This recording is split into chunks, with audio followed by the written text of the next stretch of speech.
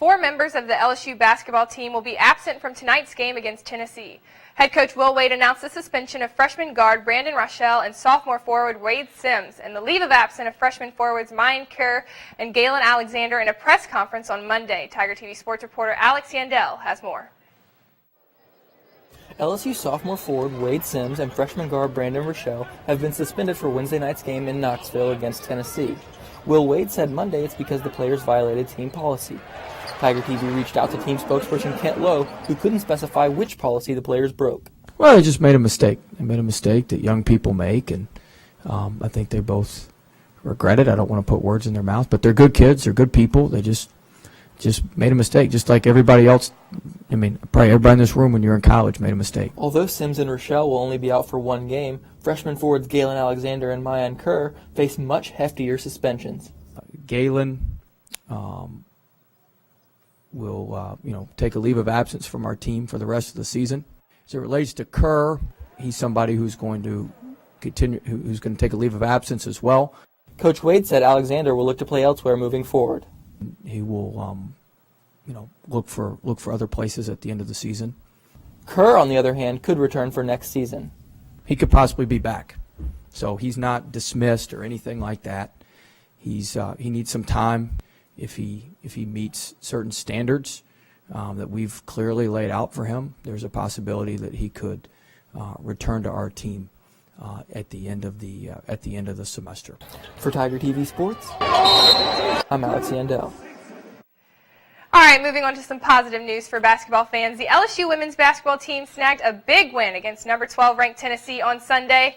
Tomorrow, they take on another top 25 ranked team, the Georgia Bulldogs. Georgia is undefeated on the road, so Nikki Fargas and her team are moving past their victory to focus on the Dogs. We don't want to look at it as, okay, what we did with Tennessee, that's just enough. It's not. Georgia is one of the best teams in the country. The Tennessee game doesn't matter. This is the most important game right now. It's a good amount on the line. They are ranked number 17. To get another big win over a top 25 team is good. We try and get out to a good start, but I guess just trying to settle in. I think we just need a little bit of time to just settle down and just take what comes to us. Well, if you ask senior gymnast Maya Hambrick, she won't claim her last floor performance was a perfect 10. On Saturday, the judges at the Metroplex meet in Fort Worth deemed the routine a 9.975. It is a different story when you ask her teammates, though. Junior Sarah Finnegan told us Monday that the team kept watching the film of the routine and just couldn't find what the judges took off for. Even head coach Dee Dee Bro said the routine was perfect. Do you think you got a 10 on floor? I don't know. I haven't watched it. You can't feel it when you're out there, I mean, I know when it's like, for that on my feet, then I obviously did well, so. I think Maya had a 10, without a shadow of doubt. Look at it over and over again, and you could probably look at it in slow motion and find a deduction. But there were some 10s thrown this weekend for some performances that weren't perfect, and I thought hers was perfect. Number 2 LSU will host number 6 Kentucky this Friday. The showdown will begin at 7:30 p.m. in the PMAC. Super Bowl Sunday has finally arrived, and 3 former Tigers included defensive tackle Ricky Jean-Francois for the Patriots and both punter Donnie Jones and cornerback Jalen Mills for the Eagles.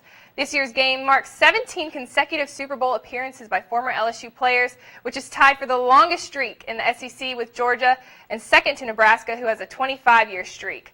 Mills continues to make headlines this week regarding his very recognizable green hair that he plays with.